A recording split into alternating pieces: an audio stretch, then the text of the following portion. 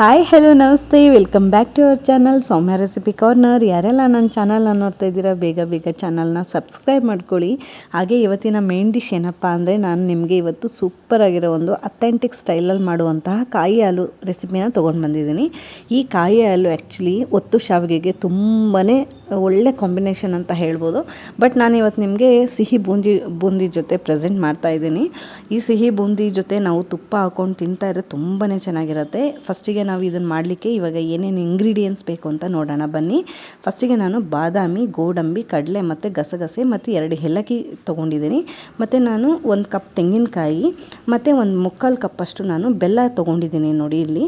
ಇವಾಗ ನಾನು ಫಸ್ಟಿಗೆ ಒಂದು ಪಾತ್ರೆ ಇಟ್ಕೊಂಡು ಆ ಪಾತ್ರೆಗೆ ಬೆಲ್ಲ ಹಾಕ್ಕೊತಾ ಇದ್ದೀನಿ. ಆ ಬೆಲ್ಲ ಹಾಕ್ಕೊಂಡು ನಾವು ಏನು ಬೆಲ್ಲ ತೊಗೊಂಡಿದ್ವಲ್ಲ ಅದೇ ಕಪ್ಪಲ್ಲಿ ನಾನು 1 ಕಪ್ ಆಗೋಷ್ಟು ವಾಟರ್ನ ಹಾಕ್ತಾಯಿದ್ದೀನಿ. ಇವಾಗ ಇದನ್ನು ನಾನು ಕರಗಲಿಕ್ಕೆ ಅಂತ ಬಿಡ್ತಾ ಇದ್ದೀನಿ. ಲೋ ಫ್ಲೇಮಲ್ಲೇ ಕರಗಲಿಕ್ಕೆ ಬಿಡೋಣ. ಇದೇನು ಪಾಕ ಥರ ಬೇಕಾಗಿಲ್ಲ, ನಮಗೆ ಜಸ್ಟ್ ಕರಗಿದ್ರೆ ಸಾಕಾಗತ್ತೆ. ಅಷ್ಟರಲ್ಲಿ ಇದು ಕರಗಷ್ಟರಲ್ಲಿ ನಾವು ಕಡಲೆ ಮತ್ತು ಗೋಡಂಬಿ, ತೆಂಗಿನಕಾಯಿ ಎಲ್ಲ ನಾವು ಏನೇನು ತೊಗೊಂಡಿದ್ವಲ್ಲ ಅದನ್ನು ನಾವು ಇಲ್ಲಿ ರುಬ್ಕೊಬೇಕಾಗತ್ತೆ. ನೋಡಿ ಅಷ್ಟರಲ್ಲಿ ಈ ಪಾಕನೂ ಕೂಡ ರೆಡಿಯಾಗಿದೆ. ಜಸ್ಟ್ ನಮಗೆ ಇದು ಪಾಕ ಆದರೆ ಸಾಕಾಗತ್ತೆ. ನೋಡಿ ನಾನು ಇದು ಇವಾಗ ಫಿಲ್ಟ್ರ್ ಮಾಡಿ ನಾನು ಏನಿದೆ ಬೆಲ್ಲದ ನೀರು ಅದನ್ನು ಫಿಲ್ಟ್ರ್ ಮಾಡಿ ತೊಗೊಂಡಿದ್ದೀನಿ. ನಾನು ಇವಾಗ ತೆಂಗಿನಕಾಯಿನೂ ಕೂಡ ರುಬ್ಬಿ ಇಟ್ಕೊಂಡಿದ್ದೀನಿ ನೋಡಿ.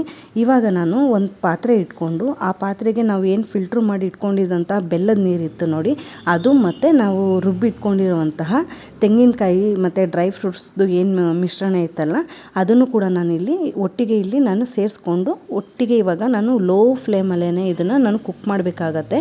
ಇದು ಹೈ ಫ್ಲೇಮಲ್ಲೆಲ್ಲ ಮಾಡಿದ್ರೆ ತಳ ಹಿಡಿಯೋ ಚಾನ್ಸಸ್ ತುಂಬಾ ಇರುತ್ತೆ. ಹಾಗಾಗಿ ನೀವು ಲೋ ಫ್ಲೇಮಲ್ಲೇ ಮಾಡಬೇಕಾಗತ್ತೆ.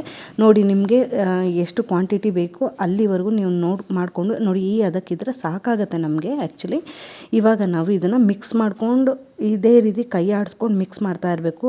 ಈಗ ನೋಡಿ ಕಲರು ಕೂಡ ತುಂಬ ಚೆನ್ನಾಗಿ ಟರ್ನ್ ಆಗ್ತಾ ಇದೆ. ಇದು ಕ್ಲೀನಾಗಿ ಒಂದು ಕುದಿ ಬರೋವರೆಗೂ ನಾವು ಬೇಯಿಸ್ತಾ ಇರಬೇಕಾಗತ್ತೆ ಲೋ ಫ್ಲೇಮಲ್ಲೇ. ಇವಾಗ ನೋಡಿ ಈಗ ನಂದು ಕುದಿ ಎಲ್ಲ ಬಂದು ಇವಾಗ ಗೊತ್ತಾಗತ್ತೆ ನೋಡಿ. ಅದು ಎಷ್ಟು ಚೆನ್ನಾಗಿ ಬಂದಿದೆ ನೋಡಿ. ಈ ಅದಕ್ಕೆ ಬಂದರೆ ಸಾಕಾಗತ್ತೆ. ಇವಾಗ ನಾನು ಇದನ್ನು ತಣ್ಣಗಾಗ್ಲಿಕ್ಕೆ ಬಿಡ್ತೀನಿ. ಇದು ಏನಾಗುತ್ತೆ ಅದು ನಮಗೆ ಆಲ್ಮೋಸ್ಟ್ ಇವಾಗ ರೆಡಿ ಇದೆ. ಇವಾಗ ನಾನು ತಣ್ಣಗಾಗ್ಲಿಕ್ಕೆ ಬಿಟ್ಟಿದ್ದೀನಿ ನೋಡಿ. ಈ ರೀತಿ ಬರುತ್ತೆ. ತುಂಬಾ ಚೆನ್ನಾಗಿರುತ್ತೆ. ನೀವು ಕೂಡ ಒಂದು ಸರಿ ಒತ್ತು ಶಾವಿಗೆ ಜೊತೆ ಟ್ರೈ ಮಾಡಿ.